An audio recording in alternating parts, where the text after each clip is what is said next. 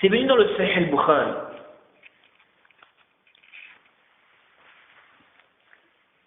Le Sahih al-Bukhari. Le hadith d'Abi Bakrata. Il dit que le prophète Mohammed sallallahu alayhi wa sallam a dit لن يفلح قوم ولوا أمرهم امرأة لن يفلح قوم ولوا أمرهم امرأة. Le prophète Mohammed sallallahu alayhi wa sallam a dit jamais ne réussira un peuple qui confie ses affaires à une femme. Donc par exemple, mettre cette femme-là présidente. Et le prophète Mohammed sallallahu alayhi wa sallam, le prophète a appris que les gens de Perse ont mis la fille du chef qui était là. Donc ils ont mis cette fille-là, donc sa fille, donc ils ont mis cette femme-là, chef. Jade, donc la fille de celui qui était d'abord là. Quand le prophète Mohammed sallallahu alayhi wa sallam, a entendu cela, il a dit jamais ne réussira un peuple qui confie ses affaires à une femme. Le hadith est dans le Sahih al-Bukhari. C'est un hadith authentique. Mohammed Suleiman al-Ashqar, le cher Mohammed Suleiman al-Ashqar, certains gens de science disent qu'il faisait partie des gens de science. Qu'est-ce qu'il a fait?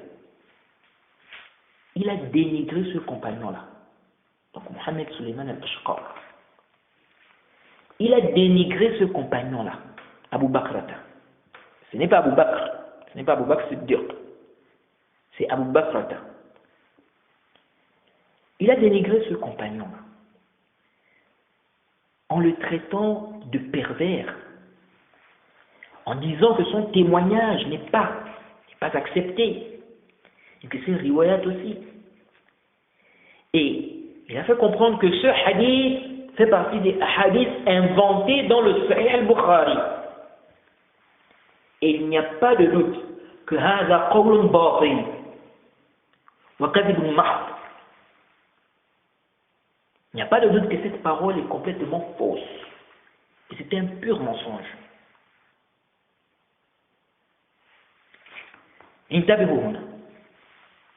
Pourquoi il a dit ça?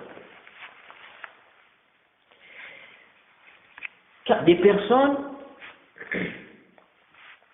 personnes ont témoigné contre Mughir ibn Shu'ba. Donc autant des compagnons du prophète Mohammed sallallahu alayhi wa sallam. Des personnes ont témoigné contre Mughir ibn Shu'ba. Donc il a fait le zina. Ils étaient à 4. Un a refusé de témoigner.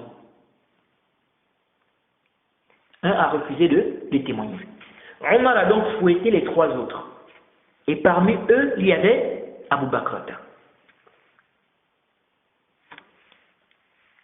Et vous savez qu'Allah subhanahu wa ta'ala a dit, sur la traduction rapprochée, donc sur 24, verset 4 à 5, Allah subhanahu wa ta'ala a dit, et ceux qui lancent des accusations contre des femmes chastes, sans emmener par la suite 4 témoins, fouettez-les de 80 coups de fouet, et n'acceptez plus jamais leur témoignage.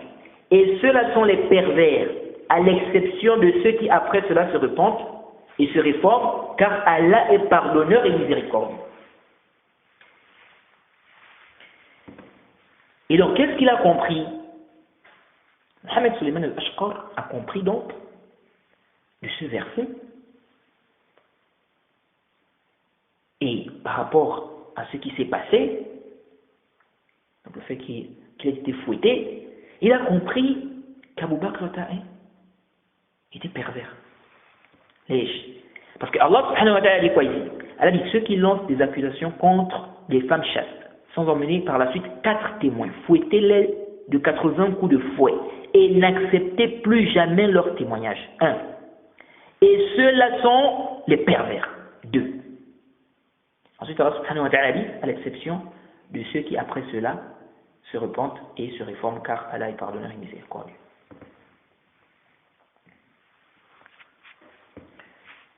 Donc, Allah subhanahu wa ta'ala dit ici que ceux-là qui lancent des accusations contre les femmes chastes sans apporter des témoins, donc les 4 témoins, sont des pervers. On ne doit pas accepter leur témoignage. Alors, avant de refuter cela, nous disons, donc avant de refuter cette shubha-là, nous disons, celui qui a accusé un musulman qui se préserve chaste, ou une musulmane chaste, s'il se repent, donc il a accusé de zina, s'il se repent, donc il a accusé le musulman de zina, ou bien il accuse une musulmane de zina, oui, musulmans, qui sont chastes. S'il les a accusés,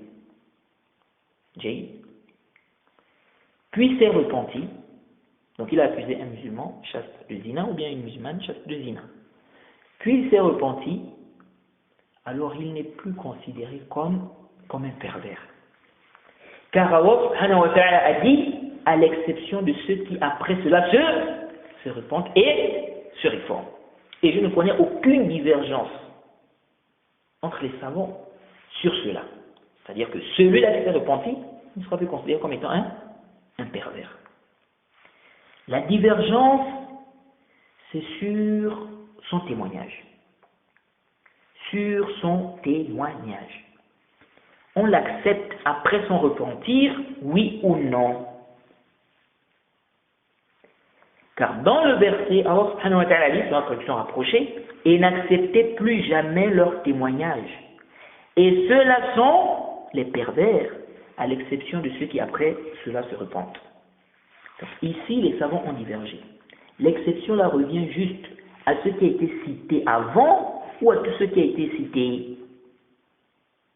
Donc, est-ce que ça revient juste au fait qu'il soit pervers? Donc, cette exception fait juste allusion, n'est-ce pas, à la phrase qui parle, n'est-ce pas, qui dit que ceux-là sont des pervers, ou bien ça fait allusion à tout ce qui a été cité. Donc, la phrase qui dit ceux-là sont des pervers et aussi la phrase qui parle du témoignage. Donc, là, il y a une divergence. Et cette question, en fait, revient à une divergence chez les savants de Usul. C'est une question usuliyya. Si on a des phrases, on a plusieurs phrases, ces phrases-là, par exemple, sont rattachées par une conjonction de coordination, par exemple « et ». Si on a une exception qui vient après ces phrases-là, cette exception-là, ça fait allusion à ce qui a été cité juste avant l'exception ou ça fait allusion à tout ce qui a été cité juste avant? Donc, est-ce que ça fait allusion à toutes les phrases qui ont été citées avant? Donc, la question, c'est si l'exception vient après plusieurs phrases rattachées par une conjonction de coordination, par la conjonction de coordination. Et si l'exception vient après plusieurs phrases rattachées par la conjonction de coordination et cette exception-là revient à tout ce qui a été cité, donc est-ce que ça fait allusion à toutes les phrases qui ont été citées, donc avant l'exception, ou ça fait allusion juste à la dernière phrase qui a été citée, donc la phrase qui est juste avant l'exception? Alors, il y a une divergence de ça. Certains savants tels que Hanafiya, Imam Abu Hanifa et certains savants ont dit l'exception fait allusion à la phrase qui a été citée juste avant l'exception. Et d'autres savants ont dit non, l'exception fait allusion à tout ce qui a été cité. Tant qu'on n'a pas une dalil, tant qu'on n'a pas une preuve qui montre que l'exception vise seulement ce qui a été cité juste avant. Parce que les savants sont d'accord, que l'exception fait allusion à la phrase qui a été citée juste avant. Ici, il n'y a pas d'ishkal, parce qu'on n'a pas un dalil qui montre le contraire. La divergence, c'est est-ce que l'exception fait également allusion aux autres phrases qui sont juste avant la phrase qui est citée juste avant l'exception, là, il y a toute une divergence des savants. Jaïd. Et il y a d'autres paroles aussi sur la question. Jaïd. Mais l'avis que nous trouvons juste et le plus savant, c'est que l'exception revient à... L'exception fait allusion à tout ce qui a été cité. L'exception fait allusion à... C'est-à-dire ça fait allusion à toutes les phrases qui ont été citées, juste avant. Tant qu'on n'a pas un dalil, tant qu'on n'a pas une preuve qui montre le contraire. Tant qu'on n'a pas une preuve qui montre le contraire. Si on a une preuve, ici on travaille par rapport à cela. Mais si on n'a pas de preuve, la base c'est que l'exception là revient. Ça fait allusion à tout ce qui a été cité. Et à toutes les phrases qui ont été citées. Donc avant. Ça c'est que nous trouvons juste avec le plus avant. Et même dans la langue arabe, si quelqu'un par exemple,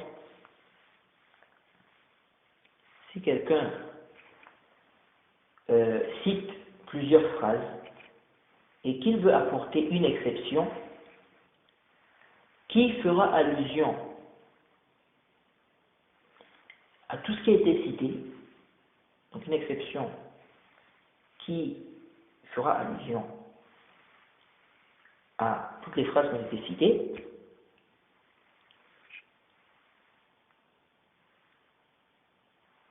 dans la langue arabe,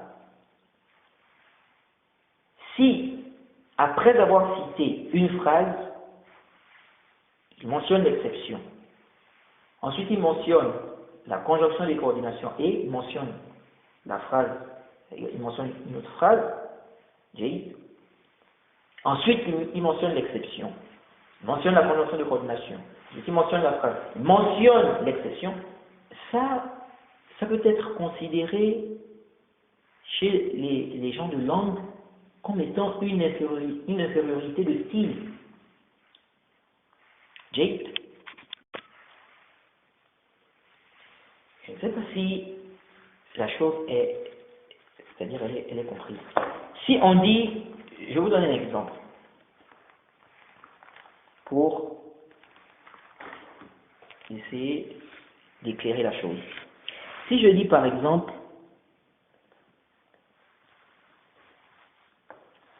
que l'un d'entre vous ne dirige pas quelqu'un chez lui, donc qu'il ne soit pas imam chez lui. Donc si je dis que l'un d'entre vous ne dirige pas quelqu'un chez lui et qu'il ne s'asseye pas chez lui sauf avec sa permission. Alors quand je dis que l'un d'entre vous ne dirige pas quelqu'un chez lui, donc qu'il ne soit pas imam chez lui, donc si tu vas chez quelqu'un, je dis ne dirige pas cette personne là chez lui, et je dis donc que l'un d'entre vous ne dirige pas quelqu'un chez lui, qu'il ne dirige pas un autre chez lui, et qu'il ne s'asseye pas chez lui, sauf avec sa permission. L'exception là, sauf avec sa permission, ça revient aux deux choses qui ont été citées, ou ça revient juste à ce qui a été cité avant l'exception. C'est-à-dire, quand je dis sauf avec sa permission, est-ce qu'on va dire sauf avec sa permission, c'est-à-dire qu'il ne s'asseye pas chez lui, sauf avec sa permission? Mais ça ne veut pas dire qu'il ne dirige pas quelqu'un d'autre chez lui, sauf avec sa permission. Non. Sauf avec sa permission concerne seulement la dernière, on peut dire la dernière phrase qui a été citée, donc avant l'exception. Donc il ne s'asseye pas chez lui, sauf avec sa permission. Donc, est-ce qu'on va dire ici que sauf avec sa permission, ça fait allusion juste à ce qui a été cité juste avant. Donc, qu'il ne s'asseye pas chez lui, sauf avec sa permission. Mais ça ne revient pas à la première phrase, donc, que l'un d'entre vous ne dirige pas un autre chez lui. Donc on ne va pas dire que l'un d'entre vous ne dirige pas un autre chez lui, sauf avec sa permission. Non. On va dire que l'un d'entre vous ne dirige pas un autre chez lui. Fin. Donc, sauf avec sa permission, là, cette exception-là, c'est seulement pour s'asseoir. Quand j'ai dit que l'un d'entre vous ne dirige pas un autre chez lui, et qu'il ne s'asseye pas, chez lui, sauf avec sa permission. Donc, sauf avec sa permission, là, c'est seulement pour, et qu'il ne s'asseye pas. Ça, c'est un exemple pour vous faire comprendre. Jade, c'est un exemple. C'est un peu comme le hadith du prophète Mohammed sallallahu alayhi wa sallam. Il y a un hadith du prophète Mohammed sallallahu alayhi wa sallam dans ce sens-là. Jade. Alors, donc, al-Sahih, l'exception, qui vient donc après les phrases qui sont rattachées par la conjonction de coordination, cette exception, à la base, revient à, ça fait allusion à toutes les phrases qui ont été citées, sauf si on a une preuve qui montre le contraire. Cela veut dire que nous juste aller plus avant. Et les tafasil de ça, les dalils, n'est-ce pas, les détails de cette question, ce n'est pas dans ce dars qu'on va parler de cela. Ça va venir en détail, Inch'Allah, dans les cours de Usul Fiqh qu'on fera, si Allah nous facilite. Si Allah nous facilite cela. Donc, al-Sahih, l'exception vient à tout ce qui a été cité. Donc ici, ce n'est pas le dars ici n'est pas ce n'est pas une dars sur les usul al-fiqh. J'ai mentionné ça parce que ici on est en train de parler d'une question qui a un rapport avec cette règle-là, avec cette mas'ala-là. C'est un rapport avec cette mas'ala-là, et c'est une mas'ala qui a un rapport avec les usul al-fiqh. Alors, donc nous disons qu'ici, lorsqu'Allah subhanahu wa ta'ala lorsqu'Allah subhanahu wa ta'ala à l'exception, n'est-ce pas, à l'exception de ceux qui après cela se repentent et se réforment, nous disons cette exception-là revient à tout ce qui a été cité. Et intabihou, quand je dis tout ce qui a été cité, ça fait allusion à tout ce qui a été cité. Ici je fais allusion à la question du témoignage et aussi à la phrase où Allah subhanahu wa ta'ala dit, selon la traduction rapprochée, et cela sont les pervers. Parce que certains savants ont mentionné un consensus sur la sentence. Par exemple, celui qui a accusé, il a accusé, les conditions sont réunies, il doit être fouetté. C'est-à-dire, les conditions sont réunies pour qu'on le fouette. Parce que il y a des gens qui pensent que quelqu'un qui accuse une personne de zina, aussitôt on doit le fouetter. Non, ce n'est pas comme ça, il y a des conditions. Et j'ai fait tout un écrit sur cette question. L'écrit se trouve dans ma chaîne Telegram. Alors, donc ici, certains savants ont mentionné un consensus. Donc celui-là qui a accusé un musulman, qui a accusé une musulmane chaste, le zina, même s'il se repent, si on doit appliquer la sentence sur lui, même s'il se repent, la sentence ne tombe pas. C'est-à-dire on ne dit pas non, on n'applique plus la sentence sur lui parce qu'il s'est repenti. Certains savants ont mentionné un consensus sur cela. Ils ont mentionné un consensus sur cela. Et donc si ce consensus-là est vraiment prouvé, nous suivons les savants dans cela. Nous ne contredisons pas le consensus. Par contre, s'il n'y a pas de consensus, la base c'est quoi? C'est que l'exception revient à tout ce qui a été, ça fait allusion à tout ce qui a été cité. Donc, quand je dis ici que l'exception fait allusion à tout ce qui a été cité,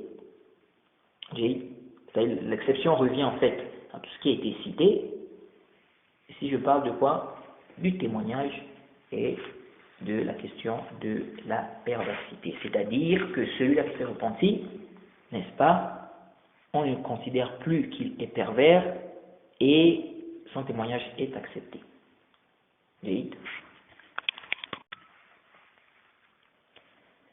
Donc ici, le fait que l'exception revienne à ce qui a été cité juste avant, donc la question de la perversité, ça, je ne connais aucune divergence sur cela. Par contre, les savants divergent par rapport au témoignage. Et le hadith as-sahih, même le témoignage aussi, est accepté si la personne se repent. Ensuite, nous disons,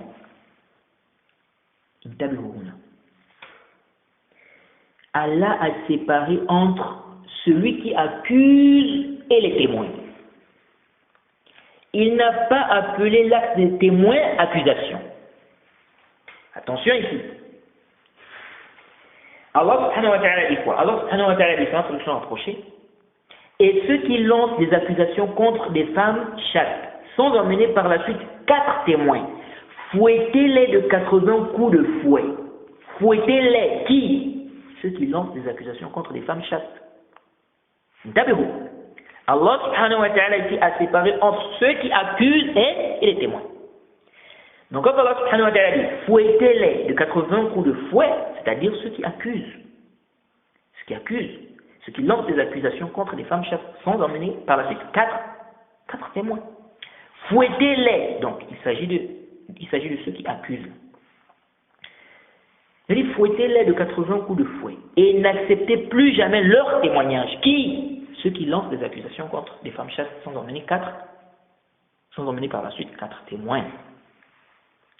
Et ici, là, l'accusation, ce n'est pas seulement des femmes. Non, Allah subhanahu wa ta'ala ici a parlé des femmes chattes, mais ça englobe aussi les hommes. Car c'est venu également, c'est-à-dire que le jugement là, rentre dans ce jugement là les hommes aussi. Donc celui qui accuse aussi un homme, donc un musulman, Jade, chaste, il rentre également, celui qui accuse donc, cela il rentre également dans cette sentence là. Car c'est venu également dans la sunna. Jade. Alors, ici Allah subhanahu wa ta'ala dit il n'acceptait plus jamais leur témoignage. Témoignage de qui? Ceux qui lancent des accusations contre les femmes chastes, sans emmener par la suite 4 témoins. Et ceux-là sont les pervers. Et ceux-là sont les pervers. Qui? Ceux-là qui lancent des accusations contre les femmes chastes sans emmener par la suite 4 témoins. Donc Allah subhanahu wa ta'ala a fait la différence entre ceux qui accusent et les témoins.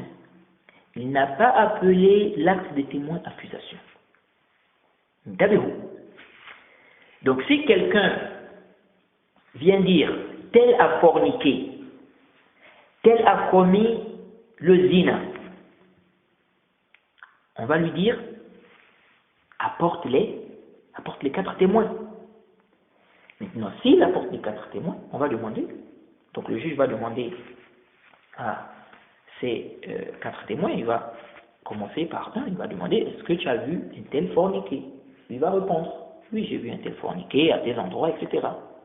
Ensuite, tu vas demander au deuxième témoin est-ce que tu as vu un tel forniqué? Oui, j'ai vu un tel forniqué à tel endroit, etc.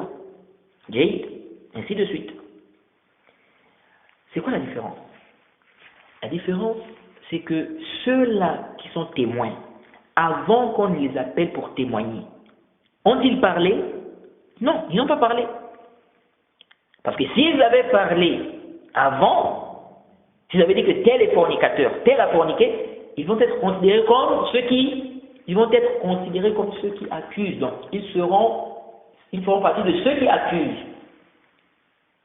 Ils feront partie de ceux qui accusent.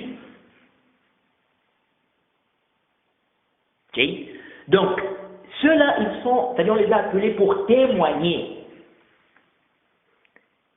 On les a appelés pour témoigner.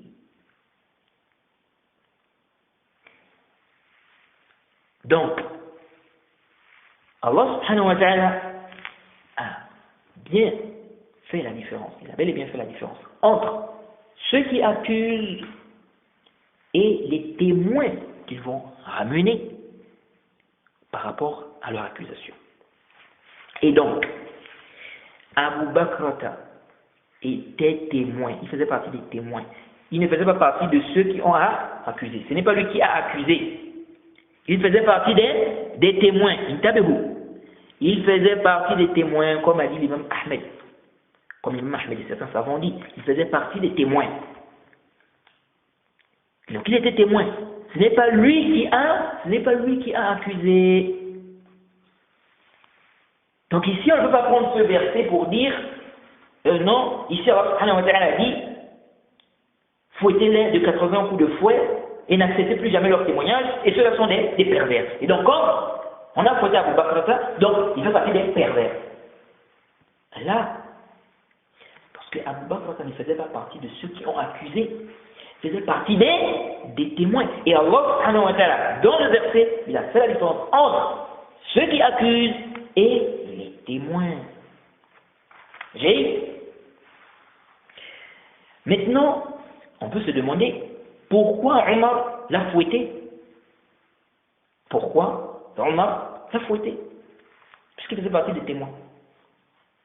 Il y a des hypothèses. Ça peut être un ijtihad de la part de Omar, où il a fait pour fermer la porte. Ou bien il se peut qu'il n'a pas fait la différence entre celui qui accuse et les témoins. Il y a des hypothèses. Mais on voit bien dans le verset qu'Allah subhanahu wa ta'ala a fait la différence entre ceux qui accusent et les témoins. Et Abu Bakr ne faisait pas partie de ceux, c'est-à-dire il n'a pas accusé. Il faisait partie des témoins. Il y a un qui a refusé de témoigner, et donc comme il a refusé de témoigner, ils sont restés à 3. Omar les a fouettés. Il les a fouettés. Donc, il ne faisait pas partie de ceux qui accusaient, il faisait partie des témoins. Des témoins. Maintenant, pourquoi Omar l'a fouetté? Il y a des hypothèses. Ça peut être son ijtihad, comme on a expliqué. Mais dans tous les cas, on voit bien dans le verset qu'Allah subhanahu wa ta'ala a fait la différence entre ceux qui accusent et les témoins. Ça c'est un. 2. Dans tous les cas, Abu Bakr ne faisait pas partie il faisait partie de ceux qui ont accusé, il faisait partie des témoins. Il ne fait pas partie, bien, ce n'est pas lui qui a accusé, il faisait partie des témoins. Jaïd. Allahu ta'ala a'lam. Jaïd. Et le Cheikh Rabi' hafizahullah a bien refuté Mohammed Suleiman al-Ashqar sur cette question. Et le Cheikh Rabi' a également mentionné que Abu Bakr faisait partie des témoins. Il ne faisait pas partie de ceux-là qui ont été... Ce n'est pas lui qui a accusé. Et supposons que c'est lui qui a accusé. Bien qu'il faisait partie de ceux qui ont accusé. Bien que c'est lui qui a accusé. Il s'est repenti ou pas? Ce compagnon va faire cela, et puis il reste comme ça, il ne se repent pas.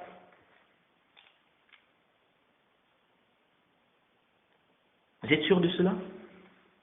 Et on a dit que l'exception dans le verset revient à tout ce qui a été cité. Et on a détaillé cela. Donc à la sahih, l'exception revient à ce qui a été cité.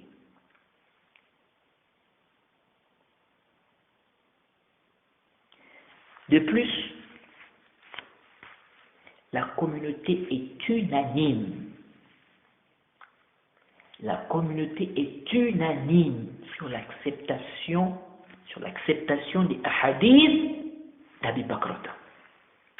Aucun savant de hadith, aucun savant n'a dit qu'on ne prend pas les hadiths d'Abi Bakr parce que Omar l'a fouetté. Aucun savant n'a dit cela. Aucun savant de la sunna n'a dit cela. Aucun savant du hadith n'a dit cela.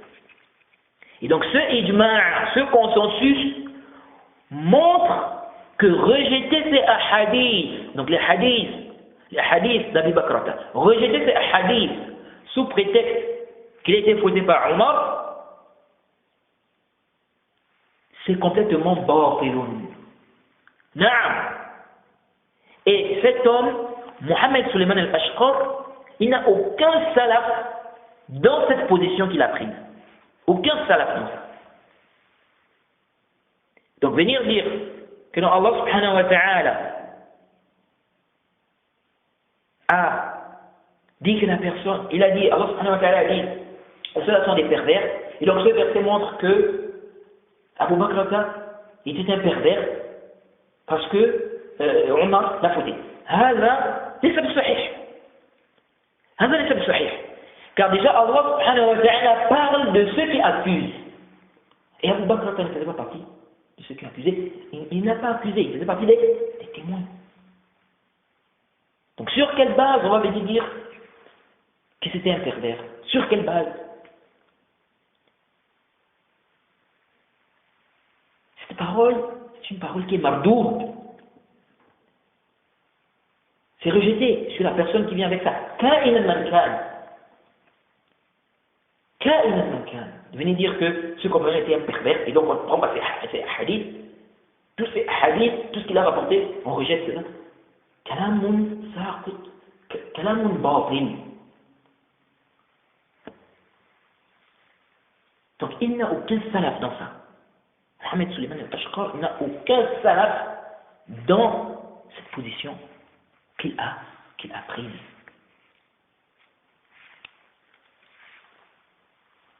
Et certaines personnes disent que c'est lui qui est l'auteur du livre, ce livre est même traduit. J'ai déjà vu ça avec deux couleurs, la couleur bleue et la couleur jaune. Le livre, c'est l'exégèse du dernier dixième du noble Coran. L'exégèse du dernier dixième du noble Coran. Si c'est vraiment lui qui a écrit ce livre.